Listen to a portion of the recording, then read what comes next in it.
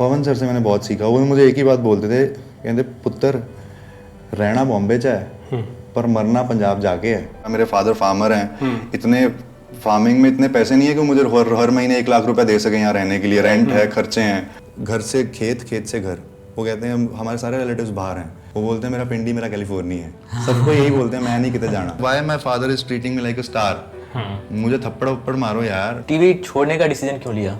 Actor नहीं मिल रहा था, आपने एकदम से मिला के अपना काम चला लिया, लेकिन मुझे तो आपने धोखे में रखा ना, और मैं बहुत हार्ट ब्रोकन हुआ उस टाइम पे। फिर आपके 2 शोज और आते हैं, चमक एंड सपने वर्सेस एवरीवन। हाँ जी। दोनों की IMDb रेटिंग 9+। अमरीश भाई जो कि राइटर डायरेक्टर हैं शो के, उनके पास एक पैम्फलेट होता था, उनकी वैनिटी में भी लिखा होता था कि making the best show in the world. यार तू पागल है यार, बहन जो तेरे दोनों शोज हिट ने, नंबर 1 नंबर 2 दे चलदे पे है, तू क्यों मतलब स्ट्रेस ले रहे हैं? तेरे तो ज्यादा खुश बंदा इस टाइम कोई नहीं होना चाहिए था। फेसबुक लगाते हो? हाँ, ये कट कर देना। चमक का शूट पुश हुआ, अगले दिन मेरे अकाउंट में 7 लाख रुपए आ गए। 7 लाख का क्या किया फिर? इस परमवीर सिंगर। ये interesting, this is a very interesting question. सब लोग कह रहे हैं ये काला है, ये कैसा ये तो काला है ही नहीं है, क्योंकि कैरेक्टर का नाम चमक में काला है। हाँ। कहते ये तो काला है ही नहीं है, पर रोहित सर थे, ये आंखें, यही मेरा काला है।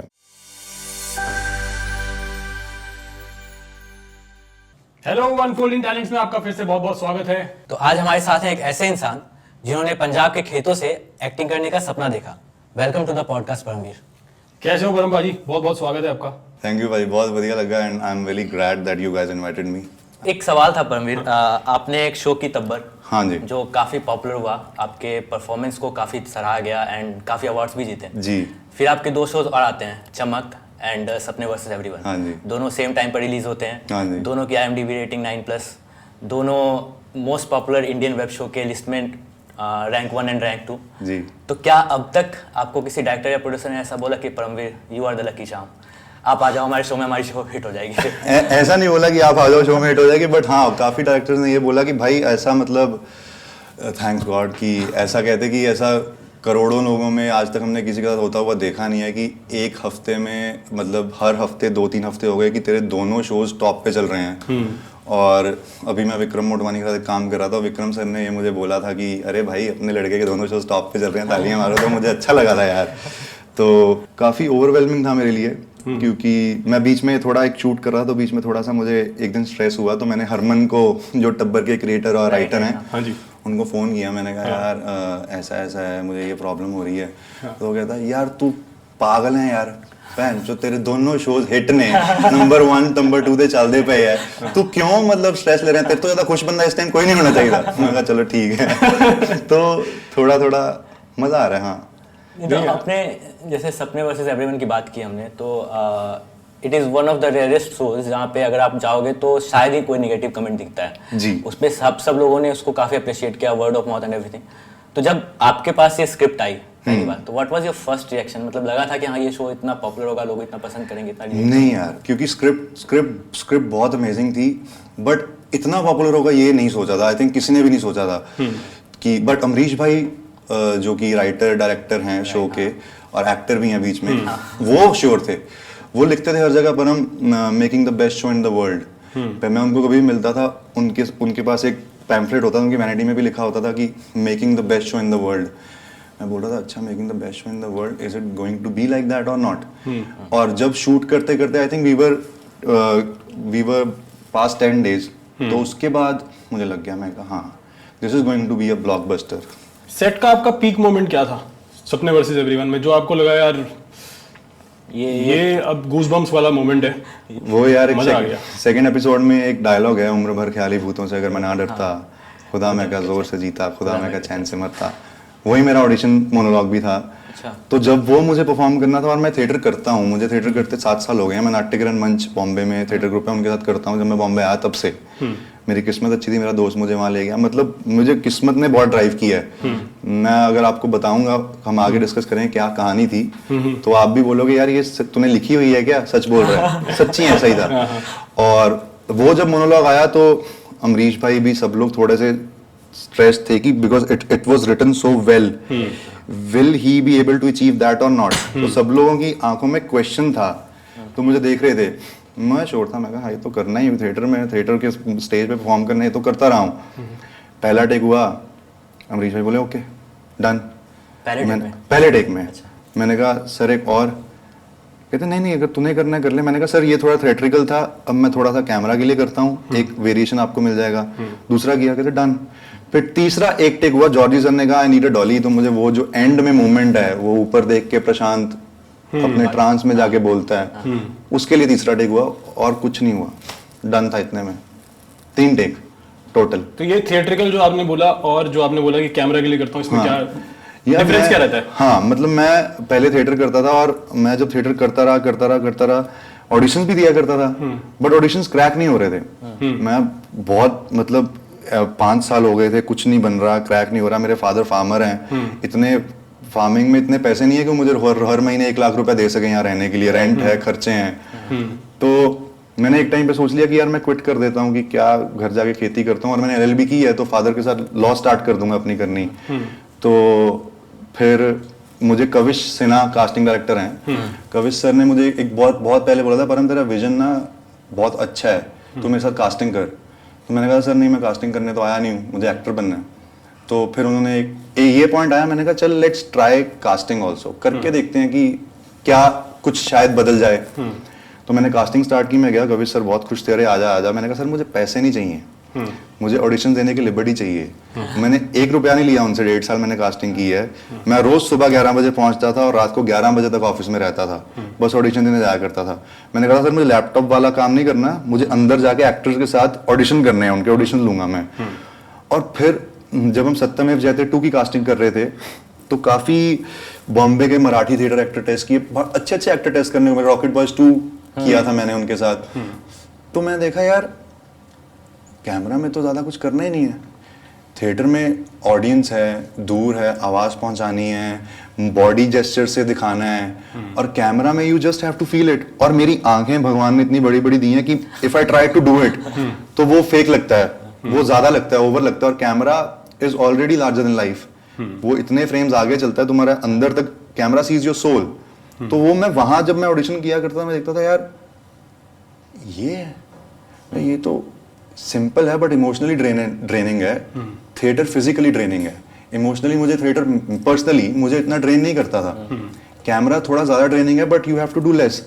तब मैं समझा और मेरे ऑडिशन क्रैक होने शुरू हुए, 1 2 मैं खुश, मैं कहा चलो यार काम बनने लग गया। फिर लॉकडाउन आ गया भाई और हाँ, और फिर एक पता नहीं था ऐसा होगा, मैं आ गया बॉम्बे में, घर चला गया, घर बॉम्बे वाला छोड़ दिया कि क्या रेंट दूंगा, गाड़ी वाड़ी अपना सामान सब वापस ले गया, जो बॉम्बे में टीवी था घर पे जाके लगा दिया। तो फिर मैं फार्मर्स प्रोटेस्ट पे था जब मुझे टब्बर के लिए ऑडिशन आया।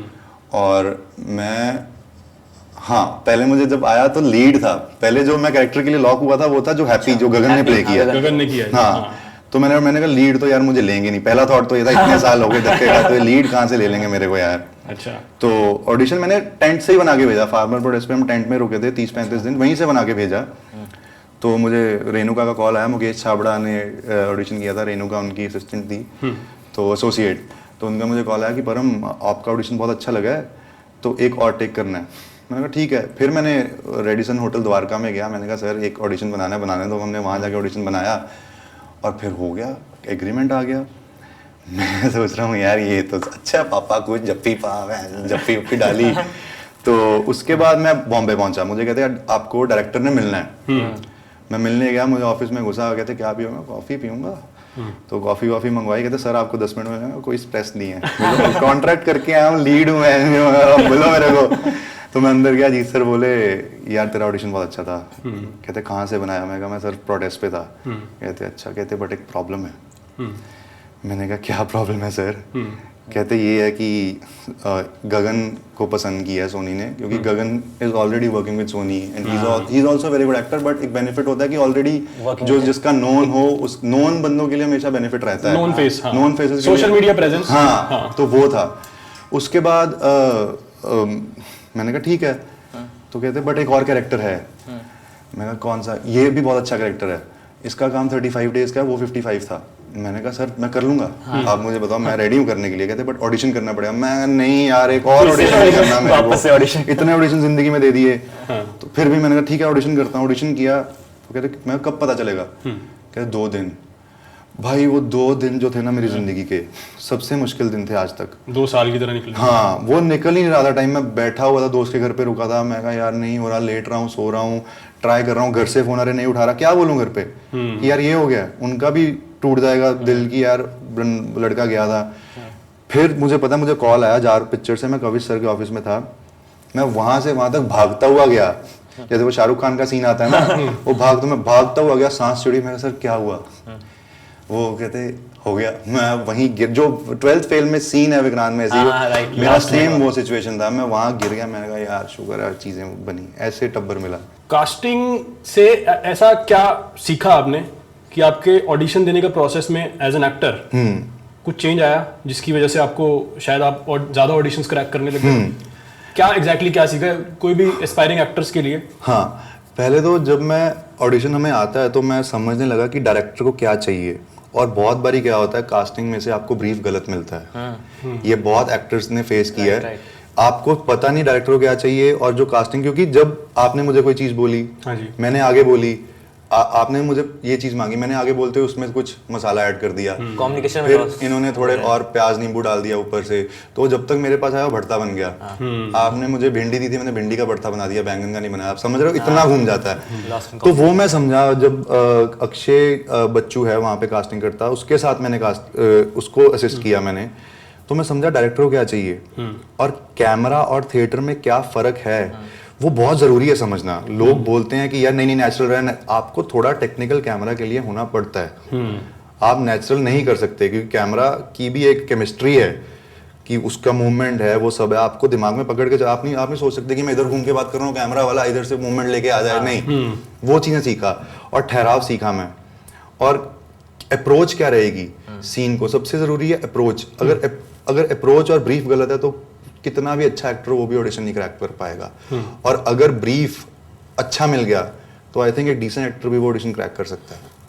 ये चीजें मैं मेन सीखा। आपने साइलेंस और थिएटर की बात की, तो मैं एक बार वापस उस पर जाना चाहूंगा। सपने में जो आपका रोल है प्रशांत नरूला का, काफी ऐसे सीन्स हैं उसमें जिसमें आप एक्टिंग कर रहे हो, अचानक से आपको थिएटर वाली जोन में जाना पड़ता है। वो चेंज कितना डिफिकल्ट था, या फिर उस कैरेक्टर के लिए आपने कैसे प्रिपेयर किया? वो ऐसा था, अमरीश भाई को जब मैं मिला, हमारी रीडिंग्स हुई, मुझे स्क्रिप्ट मिली थी 15 दिन पहले स्क्रिप्ट और शूट पे जाने से, और बहुत कम टाइम था ये, और बड़े बड़े मोनोलॉग, इतने बड़े बड़े मोनोलॉग, कहीं भी कुछ नहीं बोल रहा, कभी बोलता ही जा रहा है।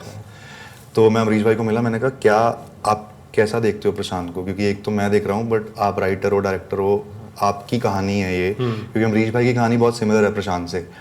तो कहते परम बहुत नॉन रिएक्टिव बंदा है, नॉड भी नहीं करता। तो मैंने कहा नॉन रिएक्टिव कुछ नहीं करता, अब मैं स्क्रीन पे जाके खड़ा हो जाऊंगा, नहीं अंदर सब चल रहा है, तो उसके लिए हमें तुझे क्लीन शेव करना पड़ेगा, तेरी आंखें और बड़ी दिखेंगी। तो उनका डिसीजन था क्लीन शेव करना, और क्लीन शेव जब किया तो मुझे भी लगने लगा कॉर्पोरेट है, ऑफिस में काम करता है। साइलेंस मेरी लाइफ का बहुत बड़ा पार्ट पहले से थी, क्योंकि ये जो प्रशांत की कहानी है, I think not only actors, बहुत लोगों की रियल लाइफ में भी ये कहानी है, बहुत रिलेटेबल है। तो सबसे पहले मुझे था यार एक फ्लॉ हुआ ना इसमें, लोग कट हो जाएंगे। जब आप देखोगे प्रशांत को ऑफिस में और थिएटर में, आपको फर्क दिखेगा। ही स्माइलिंग इन द थिएटर, हंस रहा है, गुस्सा दिखा रहा है अपना पंडित जी के सामने, लोगों को देख रहा है, प्यार कर रहा है थिएटर में की लड़की को, रिएक्टिव एक्सप्रेसिव है।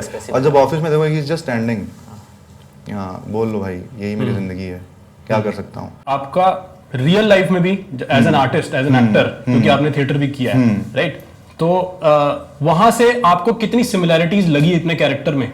पर्सनल एक्सपीरियंस बहुत ज़्यादा हेल्प किया, क्योंकि रियल लाइफ में मैं भी मतलब मॉरल वैल्यूज़ काफ़ी फॉलो करता हूँ। बस मैं गुस्सा कर देता हूँ, मैं बोल पड़ता हूँ, मैं लड़ पड़ता हूँ, और प्रशांत सब अंदर रखता है, ये फ़र्क था।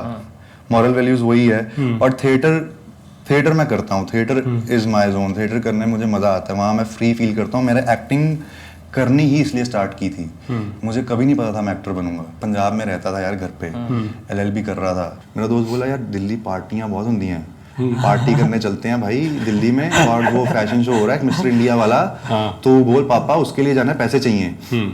तो मैंने कहा पापा पैसे 10,000 रुपये चाहिए, ऐसे ऐसे वो शो हो रहा है उसके लिए जाना है। हम गए, हमने पार्टी की, वो मैं जाके ऑडिशन दे के आ गया। मैंने कहा चल आया हूँ देकर जाऊँ। ये ऑडिशन किसके लिए? Mister India 2016। और मैं घर आया 2 दिन में मुझे कॉल आ गया कि आप सिलेक्ट हो गए हो, आप आ जाओ। तो मतलब आप LLB कभी करना नहीं चाहते थे? नहीं, कभी भी नहीं करना चाहता उससे तो बच के भाग रहे थे। हाँ, बच कि के मैं भाग पहले रहा था। दिल्ली निकल जाऊं, कनाडा निकल जाऊं, कहीं तो निकल जाऊं। नहीं, अब LLB समझ नहीं आ रहा है कि सपने पर से एवरीवन क्यों बोल रहे थे कि मेरी कहानी है। हाँ, क्योंकि बट मुझे कभी एक्टिंग सोचा नहीं था मैं करूंगा। मैं कभी नहीं सोचा मैं एक्टर बन सकता हूँ, कहाँ से एक्टर बनूंगा मैं। यही बॉम्बे आने के बाद, थिएटर ज्वाइन करने के बाद आपको लगा कि मैं एक्टिंग कर सकता हूँ। पहले तो फेम अच्छा लगता है ना हर एक को यार, लोग जान रहे हैं, तारीफ हो रही है, हर बंदा एंजॉय करता है, वही था मोटिव। हाँ भाई, एक दिन वहाँ है, लड़कियां वड़कियां सब देखती हैं, जहाँ जाते हैं टॉर है, और क्या चाहिए। फिर जब थिएटर किया, फिर मैं आर्ट से कनेक्ट होना शुरू हुआ। मैंने कहा मुझे ये जर्नी पे जाना है, मुझे अपने आप को और एक्सप्लोर करना है, मुझे देखना है और मेरे अंदर क्या क्या है। और लोग बोलने लगे तो अच्छा एक्टर है थिएटर में, सब लोग तारीफ करने लगे। मैंने थिएटर में कभी भी छोटा रोल किया ही नहीं, मुझे पहले ही दिन थिएटर वाले सर ने लीड ही दिया, सच बोल रहा हूँ। और मैंने उसमें हगा भी था, इतना अच्छा नहीं किया था, बहुत पहले था, बट मुझे लीड ही मिला। उसके बाद फिर मैंने गगन दमामा बाजो, एक प्ले है पीयूष मिश्रा का, भगत सिंह प्ले करता था फिर मैं उसमें, उसके मैंने काफ़ी शोज किए थ्रू आउट। फिर कास्टिंग, फिर टब्बर के बाद चमक, सपने। तो ये फीमेल फैन फॉलोइंग अब कितनी हो गई है? हो गई है थोड़ी बहुत। तो डीएम आते हैं? डीएम आते हैं, बट अभी वो क्रेज खत्म हो गया। एक आप सीरियस, समझ रहे हो, पहले जब चाहिए थी यार, अब मुझे लगता है कि ठीक है, अब एज भी वो हो गई है कि अब वो चीजें ज्यादा मैटर नहीं करती। ठीक है, सब लोग पसंद कर रहे हैं। अब वो ना कि बंदियां पटाने वाला, वो फेस थोड़ा कम हो गया है। अच्छा। अब है कि यार ठीक है, आराम से अपना काम करते रहो। फैमिली वाला थोड़ा जोन ज्यादा हो गया है घर पे। मैं बहुत फैमिली के साथ मेरी अटैचमेंट बहुत ज्यादा बढ़ गई है, पहले इतनी नहीं थी। अच्छा। और मैं बॉम्बे में तभी रुकता हूँ जब काम हो, नहीं तो मैं घर चला जाता हूँ। अच्छा। मैं घर ही रहता हूँ भाई।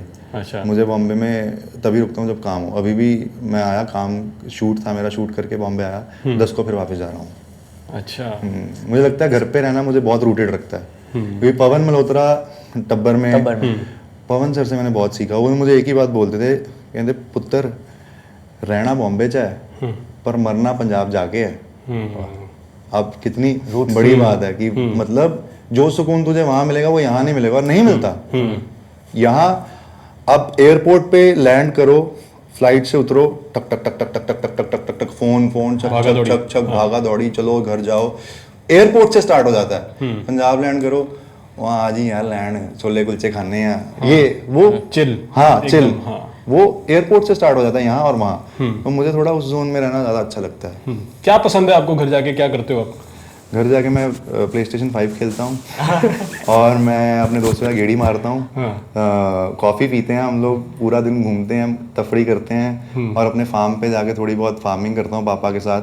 अच्छा। मुझे ट्रैक्टर, वो जो अग्रेशन भरता है ना बॉम्बे अंदर, वो ट्रैक्टर चलाओ जब खेत को जोत दो ना सारा पकड़ के, और जब नीचे चीजें दे रहे हो चक चक चक चक करके ट्रैक्टर सबको नीचे करता जा रहा है, वो रिलैक्सेशन मिलती है। थेरेपी है वो। वो थेरेपी है, वो मजा आता है मुझे। तो आपके फादर अभी भी फार्मिंग कर रहे हैं? हाँ जी, मेरे फादर फार्मर हैं। उनका या आपकी फैमिली का क्या रिएक्शन है आपकी इस एक्टिंग वाली प्रोफेशन को लेकर? यार पहले तो मेरे फादर मुझे सपोर्ट नहीं करते थे, टू बी वेरी ऑनेस्ट। उनको था कि यार क्या है, और रिश्तेदार सब बोलते थे यार क्या लड़का तेरा वहाँ जाए कर रहा है, कुछ नहीं बनने वाला उसका, वापस बुला ले। और फ्रैंकली 6 महीने के बाद जब क्लियर मिला, उसके बाद मुझे कुछ मिल भी नहीं रहा था। मैं घर से पैसे मंगवा रहा था, पापा ने पैसे भेजने शुरू कर दिए। तो जब फिर मैं लॉकडाउन में जब घर गया तो मैंने कहा पापा एक काम करते हैं, मैं भी खेती स्टार्ट करता हूँ। मुझे देख रहे हैं, अच्छा, और मैं कहा और प्रैक्टिस स्टार्ट कर दूंगा। अच्छा बेटा, इतनी ज़मीन है हमारी, इतनी ज़मीन में से इतने ही पैसे आने हैं, तू कर ले, मैं कर लूँ, कोई कर ले, उन्हीं को बांट ले तू। कहते मैं तुझे पैसे दे रहा हूँ यार, बॉम्बे जा, करना मेहनत, तू कर रहा है, तू कर लेगा। तब मैं फिर उन्होंने फिर वो मुझे सपोर्ट करते रहे, तभी मैं यहाँ आया हूँ।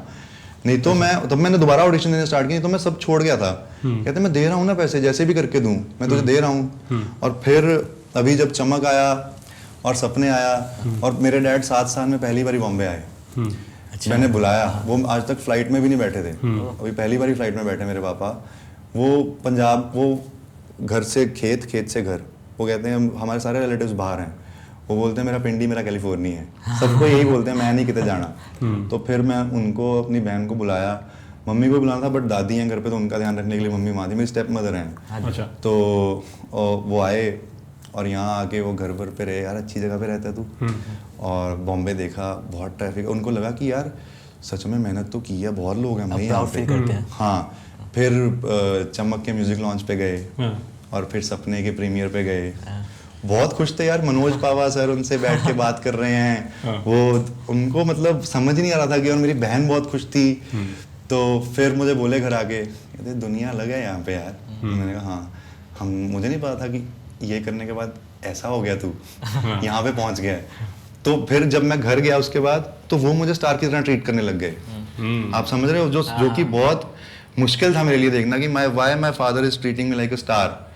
मुझे थप्पड़ वप्पड़ मारो यार, मुझे गालियां वालियां 4-5 दो कि मैं औकात में रहूं अपनी।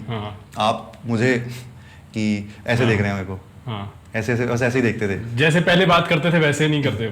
नहीं करते वैसे थे, बट थोड़ा वो हो गया था कि जो कर रहा है करने दे, जो कर रहा है इसको करने दो। मैं गेम खेलता था, मुझे मना करते थे पहले, अब मना नहीं कर रहे कि सारा दिन गेम खेलता रहता है। पहले बोलते अब कुछ नहीं बोल रहे। मैं बोल रहा हूँ ये गाड़ी लेनी है ले ले, और ये गाड़ी लेनी है ले ले, ये करना है ले ले।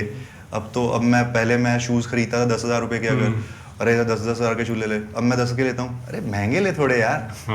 अब उनको लगता है कि हाँ, ठीक है। वो चेंज सोसाइटी में भी और रिलेटिव्स में भी दिखता होगा कि हाँ भाई पहले जो आपको मिल रहा था, जिस तरह का बिहेवियर, मतलब उनका जिस तरह का बिहेवियर था, और अब जब आप स्टार बन गए हो तो अब जिस तरह से ट्रीट किया जा रहा है, जिस तरह से देखा जा रहा है, क्योंकि रिलेटिव्स ज्यादा सपोर्ट नहीं करते पहले, क्योंकि उनको लगता है कि यार क्या कर रहे हैं वहाँ पे। अब सब हो रहे हैं, और राधे तेरा मुंडा था यार, बढ़िया करता गया। अब तो सब अच्छा बोलते हैं, अब तो घर पे भी आते हैं, फोटो खिंचवानी है तेरे साथ। महफिल लगती है जब जाते हो? हाँ महफिल लगती है। हाँ, दोस्त रिश्तेदार, मेरा घर भरा रहता है। जब मैं आता हूँ मेरे दोस्त आए रहते हैं, मतलब मेरे दादी बोलते हैं यार तू रहता है, रौनक रहती है घर पे पूरे। सो कभी कोई आ गया, कभी कोई आ गया, और मैं घर पे रहता हूँ, बाहर कमी गेड़ी वेड़ी मार के आ गए, फिर घर ही, और कुछ नहीं। तो बाप बेटे की रिलेशन की हम बात कर रहे हैं, तो इससे आपका दूसरा शो मुझे याद आता है, चमक। तो चमक में जैसा रोल था आपका, the character was full of very much too much aggression या एंग्स्ट काफी था उसके अंदर, and it was a dark character kind of. तो इस तरह के रोल्स के लिए प्रिपेयर कैसे करते हैं, प्लस क्या ये सच में इस तरह के कैरेक्टर को हैंडल करते वक्त एक साइकोलॉजिकली ये कुछ इम्पैक्ट करता है एज एन एक्टर? क्या क्या चलता है उस वक्त दिमाग में इस तरह के डार्क कैरेक्टर करते हैं? जब मुझे चमक पहले मिला, मैं एक इश्क आपा एक शो है अमेजॉन मिनी पे, मैं वो शूट कर रहा था मिजोरम में। मुझे रोहित सर का फ़ोन आया, कहते hi I am Rohit, I am a film maker. मैंने कहा हाँ जी, और मुझे नहीं पता था रोहित क्या, मैं क्या पूछूँ तो रोहित पूरा नाम क्या है ये तो पूछूंगा, वो भी ऑफेंड ना हो जाए, जानते नहीं हो। मैंने कहा ठीक है। कहते I am doing a show which is a musical thriller and I want you to be a part of it. Phone पे बातचीत हुई और उन्होंने मेरा ऑडिशन लिया, 2 दिन के बाद मुझे कॉन्ट्रैक्ट भेज दिया। फिर मैं जब यहाँ आया, मैं उनको मिलने गया, और फिर छोटी दाढ़ी छोटे बाल, सब लोग कह रहे हैं ये काला है, ये कैसा ये तो काला है ही नहीं है, क्योंकि कैरेक्टर का नाम चमक में काला है। हाँ। कहते ये तो काला है ही नहीं है, ये तो गोरा है। आपको डार्क किया भी है कैरेक्टर, बहुत टोन डाउन किया बाल बढ़ाए थे पूरे। पर रोहित सर थे, ये आंखें, यही मेरा काला है। मैंने कहा ठीक है सर। जब मैं वो प्रिपेयर कर रहा था, फिर मैं लुक टेस्ट हुआ, सुरमा डाला, उन्होंने एक्सटेंशन लगाया, तो फिर मैं समझने लगा ये कैरेक्टर है कैसा। मैं शीशे में देखता था खुद को, मुझे 2-3 मेरे दोस्तों ने बोला कि यार थोड़ा चेंज हो रहा है, और you get to know it in the bed.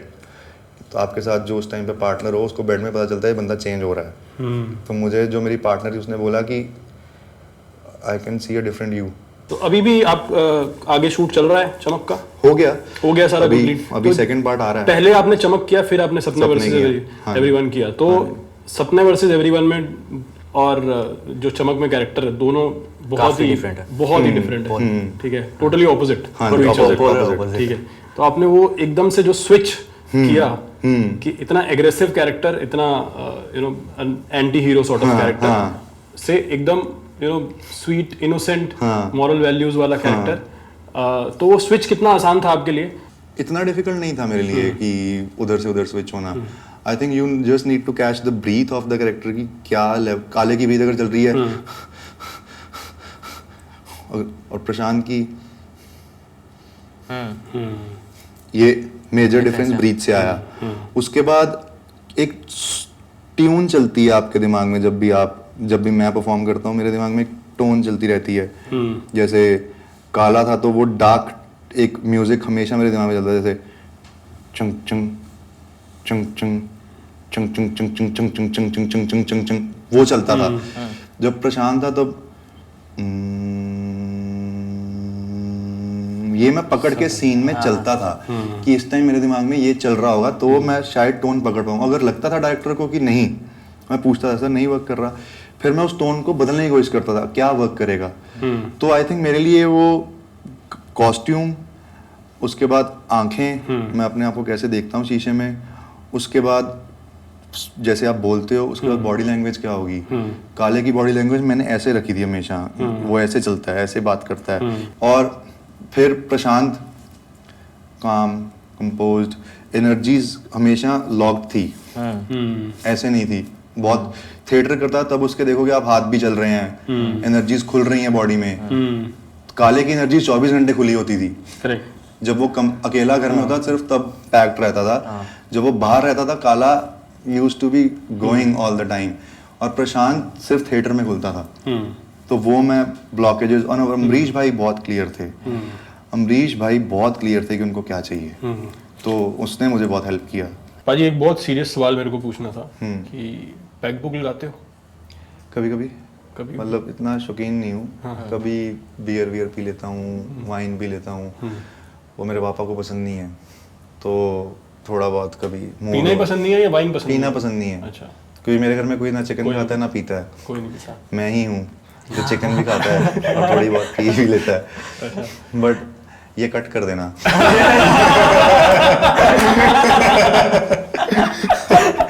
कभी किसी कैरेक्टर के लिए कभी ऐसा हुआ है कि यार ये, अब आपने सपने वर्सेस एवरीवन में एक सीन है जहाँ पे आप पी रहा हूँ, थोड़े हताश होते हो, और फिर लाइफ से फिर आप दबा के पीते हो, फिर दबा फिर घर जाते हो उसके बाद। हाँ, मतलब ऐसे मैंने ट्राई की है, ऐसे मैं ट्राई करता हूँ किसी में हो कि पता तो हो क्या है, क्या होता है पीने के बाद, तो उस लेवल तक भी पी हुई है। हाँ, ताकि एक्टिंग अगर करनी पड़े तो सुरूर का अंदाजा हो कि किस लेवल पे क्या सुरूर जाता है, वो तो आई थिंक जानना जरूरी है, जितना एक्सपीरियंस होगा उतना अच्छा है, इसीलिए पी लेता हूँ कभी। ये जस्टिफिकेशन अच्छा ही रख लेंगे हम। ये रख लेना। ठीक है, तो ये एक बात बताइए, ये आपने अभी 3 शोज जो हैं आपके तीनों पॉपुलर हुए हैं, तब्बर, सपने एंड देन चमक, इसके बाद कोई इंटरेस्टिंग फैन इनकाउंटर हुआ है आपके साथ जो? हाँ, वो दिल्ली एयरपोर्ट पे हुआ था, मैं जा रहा था भोपाल शूट के लिए, और मैं बैठा कुछ खा रहा था और एक बंदा ऐसे ऐसे ऐसे ऐसे घूम रहा है और मुझे देख रहा है। मैंने कहा हाँ पहचान लिया होगा, ठीक है। तो वो आया मेरे पास, क्योंकि मेरी बियर्ड थी, बाल लंबे थे, कोई और और उसने सपने देखा था, तो वो आया मेरे पास, प्रशांत, मैंने कहा, और वो उसने बहुत रिलेट कर लिया था कैरेक्टर को अपने साथ, और उसने मुझे खड़ा किया, कहता है एक हक कर सकता हूँ। मैंने कहा, उसने हक किया और वो रोने लग गया, आंखें भर ली, कहता बहुत अच्छा था भाई, मेरे मदर को भी सेम प्रॉब्लम हुई थी, मुझे बहुत अच्छा लगा। और वो मेरे साथ फर्स्ट टाइम हुआ किसी ने कोई रोने लग गया हो देख के। तो फिर उसने कहा एक फ़ोटो लेते हैं, मैं फ़ोटो आपकी इंस्टाग्राम पे अपने साथ पोस्ट करूँगा, आप स्टोरी शेयर कर देना। मैंने कहा हाँ। फ़ोटो ली तो शेयर वेयर की, उसके बाद उसने घर जाके देखा चमक कुछ टाइम के बाद, तो उसका मुझे मैसेज आया, कहता bro I used to be your fan but now I am not, what you did with Jazz is not right। तो क्योंकि वो काला एंटी हीरो है, तो वो उस लेवल तक कनेक्ट कर गया था कि ये अच्छा बंदा है, तो आप कहता आप इतने अच्छे नहीं हो जितना मैंने सोचा था। तो वो था, वो अच्छा भी था, but it's a compliment as an actor. अगर कोई मतलब रियल पर्सन आपके साथ इतना ही रिलेट कर जा रहा है अपने कैरेक्टर के साथ, तो और नेगेटिव कैरेक्टर के साथ भी जबकि उनको आपसे नफरत भी होने लगी है, मैं आपको इतना पसंद करता हूं बट आपने इस कैरेक्टर में जो किया मेरे को आप पसंद नहीं कर रहे हो, और वो हेट करने लग जाते हैं लोग। मुझे बहुत लोगों ने चमक देख के हेट किया कि लड़कियों के साथ जैसे तूने किया है, ये किया है। काफी लोगों के वो थे कि यार ये अच्छा बंदा है तू, बट ये ठीक कर, जैज को अपनी गर्लफ्रेंड बना, ये कर, वो कर। मतलब वो काफी लोगों के मुझे, और प्रशांत देखने के बाद लोगों ने बोला कि मुझे कमेंट्स आए हैं कि सपने देखने के बाद लोगों ने जब चमक देखा या चमक के बाद सपने देखा, 1, 1.5, 2 एपिसोड के बाद उन्होंने पहचाना कि ये लड़का है, ये पहचान पाए वो, क्योंकि चमक में लुक बहुत डिफरेंट है। दे वर एक्सपेक्टिंग कि शायद चमक में इसकी एंट्री होगी अभी, प्रशांत जो सपने जो ने देखा, सपने में दे वर एक्सपेक्टिंग कि प्रशांत काला will come in that look, he I will come. तो वो बहुत अच्छा कॉम्प्लीमेंट था, मुझे लगा चलो जो मैं सोचा था वो वर्क हो रहा है। आपने बताया कि आपने स्टार्ट किया beauty pageants, mister Punjab, mister India, फिर आपने टीवी की करी, राइट? तो टीवी का एक्सपीरियंस कैसा था और टीवी छोड़ने का डिसीजन क्यों लिया? उस वक्त? ये interesting, this is a very interesting question. तो ऐसा था, टीवी जब मैं कर रहा था तो पैसे मिल रहे थे अच्छे और लोग जाने लगे थे। पहले था कि हाँ ठीक है, फेम इज़ एवरीथिंग, जैसे मैंने कहा कि फेम मिल जाए ठीक है, बाकी तो फिर मुझे कुछ टाइम काम नहीं मिला। फिर मुझे स्टार प्लस पे एक शो मिला, मैं नाम नहीं लूँगा उसका। तो कॉन्ट्रैक्ट वो कहते कर लेंगे मिलके। शूट हुआ, मैं शूट करने गया, नेगेटिव लीड था और बहुत बड़े एक्टर के ऑपोजिट था, बहुत बड़ा शो था, मतलब उसकी फ्रेंचाइजी बहुत बड़ी है, तभी मैं नाम नहीं ले रहा। तो मैंने शूट किया, अगर आप सर्च करोगे मेरे इंस्टाग्राम पे या कहीं वो दिख जाएगा आपको। अच्छा। जिसने देखना वो देख ले, तो जाकर देखना हाँ। तो मैंने वो शूट किया, उसके बाद मैं 7 महीने मुझे बोला था कॉन्ट्रैक्ट का, 7 महीने शूट चलेगा, ये है 7 महीने मिनिमम है। मैं घर आया, पहले नहीं शूट हुआ, टीवी पे भी आ गया ऑन एयर, 2 दिन बाद ही आया था टीवी, पूरी एंट्री वेंट्री चक विलन वाली सब दिखाया। कॉल नहीं आ रहा, मैं कहा सर शूट कब है? होगा सर शूट कब है? होगा भाई 1 महीना हो गया। मैंने कहा यार ट्रैक तो आगे बढ़ गया, उसको भूल गए लड़के को, वो कौन था लोग टीवी में, कैसे होगा? मैंने कास्टिंग जिसने की उसको फोन किया, मैंने कहा भाई यार क्या है, या तो मैं वेट ना करूं, ये क्या है? कहता इंटरनल कुछ प्रॉब्लम होगी, आपकी ना हाइट बहुत लंबी है। तो मैंने कहा ये मुझे पहले बताओ, सोचा। ये लेने से पहले सोचो। एक्टर नहीं मिल रहा था, आपने एकदम से मिला के अपना काम चला लिया, लेकिन मुझे तो आपने धोखे में रखा ना। और मैं बहुत हार्ट ब्रोकन हुआ था उस टाइम पे। मैंने कहा यार आप इतनी उम्मीद रखते हो, घर पे बोलते हो, हर किसी को बोलते हो, और आपके भी होप्स हाई होते हैं कि यार चल पैरेलल लीड के बाद नेगेटिव लीड पे आया मैं, अच्छा शो है, और आप बोलते नहीं हो। तब मैं सोच लिया, मैं कहा टीवी में ऐसी चीजें होती, करना ही नहीं है मेरे को टीवी यार। तो उसके बाद मैंने टीवी का ऑडिशन भी नहीं दिया आज तक, और मैं नहीं करना चाहता टीवी। एज एन एक्टर वो थोड़ा फ्रस्ट्रेटिंग भी होता है, specially like you were starting at that time. हाँ। तो अब उस वक्त आप रुके हुए हो, वेट कर रहे हो, पता नहीं कब आएगा, दैट अनसर्टेनिटी, हाँ। दैट बिकम्स अ लिटिल 1 महीना तुम बॉम्बे में वेट करो, 1 महीना वेट करने का खर्चा 1 लाख रुपए है, ठीक है, रेंट देना सब देना है। आप मुझे 1 महीना वेट करवा रहे हो, एक पैसे दो, मैं कर लूंगा वेट। जैसे चमक में हुआ, चमक का शूट पुश हुआ, प्रोड्यूसर्स ने मुझे ऑफिस में बुलाया, मुझे कहते कि हमारा शूट थोड़ा पुश हो रहा है। कहते ठीक है, मैंने कहा, कहते अभी तक जब से आपने साइन किया आपका कितना खर्चा हो गया? तो मैंने कहा स्टेटमेंट दूं क्या है? कहते नहीं बता दो। मैंने कहा 7 लाख रुपए। अगले दिन मेरे अकाउंट में 7 लाख रुपए आ गए। ऐसा आज तक नहीं हुआ। 7 लाख का क्या किया फिर? खर्च दिए। खर्च दिए, मैंने जितने पैसे अभी तक कमाए सब खर्च दिए, मेरा अकाउंट खाली। अभी 2 गाड़ियां ले ली थार, मैंने एक थार 2 ली। अच्छा जी। मैंने एक थार ली। तो मेरे पापा मुझे बोल रहे थे यार बॉम्बे तो पोलो रखी हुई है, तू थोड़ी हम गड्डी विच ले। मैं कहा नहीं पोलो ठीक है, नहीं थार ले ला, थोड़ी सेफ है। मैं कहा ठीक है ले लेता हूँ। थार ली तो फिर घर पे थी, पापा ने चलानी शुरू की। यार मैनू भी चाहिए है, बहुत मजेदार है। फिर मैंने कहा चल पापा ने कुछ मांगा है, तो मैंने एक और थार ली थी पापा को। अच्छा। अब मैं दूसरी वाली, एक रेड ली, एक पापा कहते मैंने पहले व्हाइट ली। दोनों पंजाब में है? दोनों पंजाब में। लेके आऊंगा, अभी मैं जा रहा हूँ बाय रोड। अच्छा। गाड़ी लेने जा रहा हूँ, ये छोड़ दूंगा, वो लेके आऊंगा।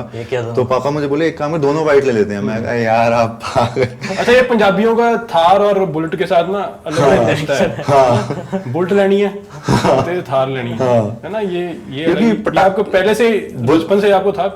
कॉलेज में ही आ जाता है क्रेज, मैंने देखा बच्चों को। बुलेट का था, पंजाबियों को बुलेट का था, और लेंसर बहुत चलती थी। हाँ, लेंसर चलती। तो लेंसर ली मैंने, बुलेट मुझे लेने नहीं दिया घर वालों ने, पल्सर ले दिया था। फिर उसके बाद थार का मुझे, जब मेरे पास पैसे आए टब्बर के बाद, तब मुझे हुआ, मैं कहा पापा कार लेनी है। कहते कौन सी? मैं थार। ओए कोई कार है, 2 जने बह सकते हैं, पिछे कोई बह नहीं सकता, जगह है नहीं। हाँ MG का स्टोर सामने, MG से चलते हैं, तो हेक्टर ले ली। तो फिर उसके बाद खुद बोले गए थार। मैं कहा अच्छा ये क्यों? मैं देख के आया ना बॉम्बे जाके, उन तो अच्छा काम कर रहे हैं, तो गड्डी ले ला। तो फिर थार ले ली, एक पापा के लिए, मेरे लिए। पापा को नहीं बुलाया कि अभी कोई गड्डी है? मैं कहा सिर्फ 2 ही जाने बैठते हैं, तो चंगी गल है, तू जाना किन नाल है, तू अकेला तो घूमता बॉम्बे में, या एक बंदा तेरे साथ हो गया बस। मैं चलो ठीक है ले ला। तो फिर अभी वो ली, तो मैं तो जितने आते हैं मैं उड़ा देता हूँ। मेरा और मेरे पापा भी सेम है। अच्छा ये मेरे अकाउंट ना 20 लाख रुपए है। मैं कहा अच्छा फिर की करना है? इथे हुण खाली। हाँ, मेरा भी यही है, पैसे आए अब खाली, अभी कुछ नहीं है। अभी मेरे पास 60-70 हज़ार अकाउंट में बैलेंस है, सारे खर्च दी आने हैं बस, ठीक है, बट खर्चता रहता हूँ मैं। सेविंग करनी चाहता हूँ, कर नहीं पा रहा हूँ। इस सबके साथ यही होता है। पंजाबियों का मुझे लगता है ऐसे पैसों के साथ ऐसा ही रिश्ता है, खाओ पियो ऐश करो। हाँ, और मेरे दादी की भी वही सोच है। अभी मैंने जब थार ली तो मैंने अपनी को अलॉय वलॉय डलवाए, टायर बड़े डलवाए। तो जब पापा ले गए मैंने नहीं डलवाने। मैं कहा अच्छा दादी कहते इतना थोड़ी सोनी लगनी है, सोनी तो तार लग रही है, तो डब्बा लग रही है, तो अलॉय डलवा के दे तो दूसरी को भी डलवाए। दादी भी शौकीन है मेरी। तो लॉन्ग ड्राइव पे जाते हो फिर? अरे वही थेरेपी है ना? मैं शूट पंजाब के से बाद तो हाईवे पकड़ो सीधा पहाड़ों में सीधा मनाली। तो लॉन्ग ड्राइव पर अकेले जाते हो इस परमवीर सिंह? अकेले। तो इस परमवीर सिंह हाँ हाँ, आई एम तो सिंगल जो वेरी मच। जो फीमेल ऑडियंस है मैं उसके बारे में उनके लिए पूछना चाहूंगा कि what are the qualities for that you look for. हाँ, look forward in a girlfriend और हाँ, इन अ रिलेशनशिप। परमवीर की चेकलिस्ट क्या है? चेकलिस्ट क्या है ये बता दो यार। अच्छी लड़की होनी चाहिए, अंडरस्टैंडिंग, क्योंकि हमारा प्रोफेशन है जो उसमें हमें स्क्रीन पे कभी कुछ करना है कभी कुछ करना है, वो समझ होनी चाहिए कि अच्छा ये स्क्रीन तक ही है। और थोड़े से मेरे जब मुझे थोड़े दौरे पड़ते हैं कभी उनको कंट्रोल कर पाए। और प्रशांत जैसी लड़की चाहिए यार। प्रशांत जैसी लड़की चाहिए। प्रशांत को सॉफ्ट अच्छी, तो फिर मैं भी अच्छा रहता हूँ, क्योंकि मेरी आदत है बहुत जल्दी मैं दूसरे पर्सन की तरह से होने लगता हूँ। अगर कोई वैसा मिलता है तो मैंने पास्ट रिलेशन में एक्सपीरियंस किया था, मैं वैसे वैसे होने लग गया। तो वो और बस वही है। और घर वालों के साथ रह पाए, क्योंकि मैं फैमिली मैन हूँ, मैं अपने घर वाले किसी के लिए नहीं छोड़ सकता। तो वो है जो घर वालों के साथ रह पाए, वो मेन चीज़, बाकी सब बाद में। दोस्त है आपके बॉम्बे में? मेरे थोड़े दोस्त हैं, 2-3 उंगलियों पे गिन सकता हूँ, और वही सपोर्ट करते सबसे ज़्यादा। और सबसे अच्छे दोस्त मेरे मैनेजर हैं सुधांशु पुरोहित, उनसे मैं थोड़ी देर पहले मिला हूँ, और वो मुझे जितना सपोर्ट करते हैं वो एक, मैं उनका कोई भी बात कर सकता हूँ, हर बात जो मेरे दिल में हो जो भी है मैं उनसे बात करता हूँ। एक ऋषभ है, एक लड़का अभी फाइटर आई है फिल्म, उसमें जो विलन है अच्छा ऋषभ सानी, हम दोनों साथ हम इकट्ठे कास्टिंग किया करते थे भाई। अच्छा। हमने जब मैं बॉम्बे आया मैंने पहला शूट उसके साथ किया था। हम फीचर्ड कास्ट में खड़े थे, नमित भाई शूट कर रहे थे, हम फीचर्ड कास्ट में पीछे खड़े थे, हम दिखे भी नहीं, पैसों के लिए हमने किया, और हम वहां मिले, वहां हमारी दोस्ती हुई, फिर उसके बाद बात नहीं हुई। फिर मैं कास्टिंग में गया, ऋषभ मुझे फिर वहां मिला, तो हम कास्टिंग में जब रात को ऑडिशन हो जाया करते, बोला करते भाई एक दिन ना लीड करेंगे यार, एक दिन हीरो बनना है यार, वो भी बोलता था, और हम दोनों वही सोचते थे। और जब हमें काम मिला साथ में मिला वही मैं कहने वाला था। एक टाइम पे हमें काम मिला, और उसको विलन मिला, मुझे हीरो मिला। बट एक फेज आपने बताया कि जब कोविड आया था आप घर चले गए थे, उस वक्त आपने फार्मिंग भी स्टार्ट कर दी थी और लॉ की स्टडी, राइट, वो भी स्टार्ट कर दी। वो कंप्लीट हो गई थी मेरी। कंप्लीट हो गई थी वो तो मैंने बॉम्बे आने से पहले कंप्लीट करके आया था। तो उस वक्त क्या चल रहा था माइंड में? तो उस वक्त गिव अप वाला एक माइंड में आ रहा था कुछ थॉट, या फिर उस वक्त भी था कि नहीं करते रहना है जब तक नहीं मिले कुछ वैसा? यार उस टाइम पे गिव अप वाला थॉट आ गया था, बस ऑडिशन देने नहीं छोड़े, क्योंकि उस टाइम में मेरा रिलेशनशिप था एक लॉन्ग डिस्टेंस, और वो मुझे बोलती थी कनाडा आ जा, मैं बोलता था यहाँ रहना है, उसने बोला ठीक है अगर तेरा काम बन गया मैं यहाँ आ जाऊँगी। फिर जब मुझे काम मिला, जब नहीं मिल रहा था मैं लॉकडाउन में घर पे गया, तो कहती, मैंने कहा चल मैं यहाँ आ जाता हूँ तेरे पास। कहती वहाँ आके क्या करेगा? मैंने कहा जौहर पंजाबी बंदा कट्टा ट्रक चलाऊँगा, और वो डेंटल हाइजीनिस्ट थी। तो उसने मुझे बोला कि मेरा घर वाला ट्रक चलाएगा। यार मुझे बड़ा लगा, मैंने कहा यार मैं तेरे लिए आ रहा हूँ, सब कुछ छोड़ के ट्रक चलाने स्टार्ट करूँगा, बाद में LLB है मैं कर लूँगा। और फिर नहीं बनी बात, मतलब कुछ ना कुछ होके उसने कोई और लड़का उसको पसंद आ गया, वहाँ से बात खत्म हुई। और ये भी कहानी नहीं, ये भी सच है जो बोलने वाला हूँ। मैं रात को सोया, मैं रोते हुए सोया, और सुबह मुझे टब्बर के लिए कॉल आया था जब उठा। अब मुझे दिमाग में था मैं उसको फ़ोन पे बोलूँ कि हो गया है, मैंने कहा नहीं यार अब नहीं, अब अगर बोल दिया तो वो फ़ायदा नहीं है उसका, पूरी ज़िंदगी मेरे दिमाग में रहेगा कि इसलिए शायद अब मेरे साथ है ये। आप समझ रहे हो? राइट। तो सब कुछ ख़त्म हो गया था उस टाइम पे, लाइफ में अकेला हो गया था, लॉकडाउन था, एक्टिंग छोड़नी थी, समझ नहीं आ रहा था आगे क्या करूँगा, खेती कर लूँगा, पूरी लाइफ कर पाऊँगा नहीं, मुश्किल है, पापा मुझे देख रहे हैं, घर वालों के ड्रीम्स हैं, क्रश हो गए हैं सब कुछ। तो बहुत वो डिफ़िकल्ट टाइम था, बहुत रॉक बॉटम था आपके लिए फुल। और फिर मुझे थिएटर वाले देव सर की मुझे एक बात याद आई, जितनी ज़ोर से बॉल को नीचे मारो उतनी ज़ोर से ऊपर जाएगी।